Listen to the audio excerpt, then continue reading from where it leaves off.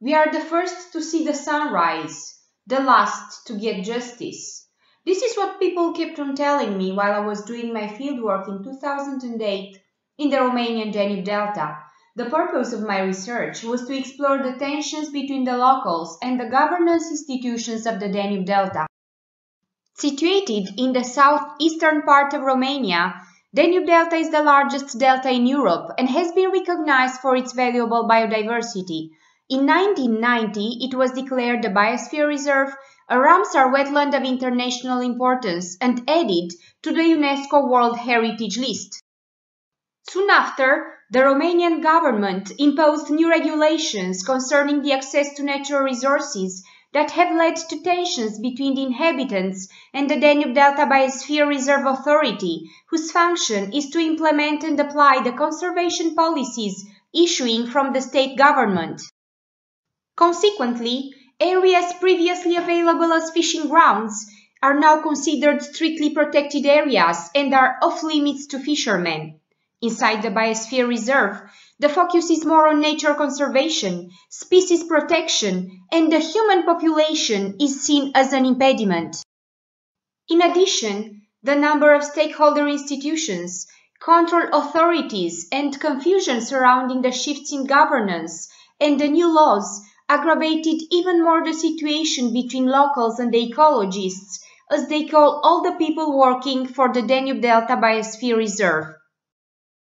But the thing that completely revolutionized the Delta fisherman's life was the 10-year sturgeon fishing ban imposed by the Romanian state in 2006 that provoked the fishing crisis in the communities dependent on sturgeon fishing. The 10-year ban was introduced after considering the worrying decline of sturgeon catches. The information on the ban has been delivered overnight with no opportunity for the fishers to oppose, and no financial compensation has been settled, as it was stated in the Danube Delta Biosphere Reserve law. The fishermen that called themselves sturgeon hunters or kismane proved to react, but they received no help from the local institutions. The current ban has caused a general confusion, and the local communities depending on sturgeon fishing were economically affected. The measure was implemented only in Romania, and no economic alternatives were offered to the sturgeon fishermen. This contributed to the decrease of the number of fishermen. They just had to give up fishing, showing later a silent resistance that developed in poaching activities. In this context, fishermen are perceived as victims if connected to the reasons of the sturgeon population decline, such as water pollution, damming, or they are perceived as responsible if sturgeon overfishing is taken into consideration. No bottom-up measures were applied, and, as the fishermen claimed, the sturgeon ban was introduced on the basis of a wrong catches data report, and the aquaculture industry was considered to be among the interest groups benefiting from the ban of sturgeon fishery.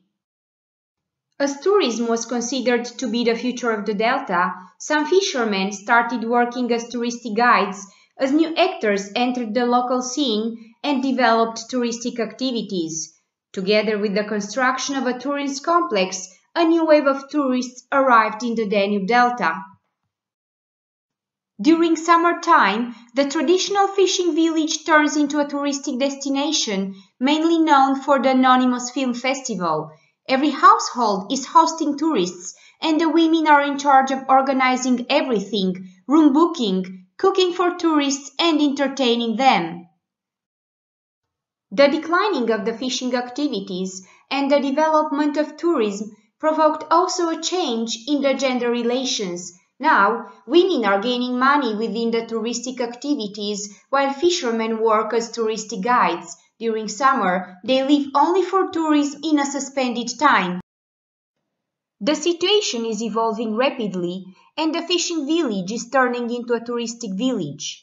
To conclude, the sturgeon fishing ban contributed to the poaching activities, proving the inefficiency of this regulation and underlining the fishermen's position as victims of this ban.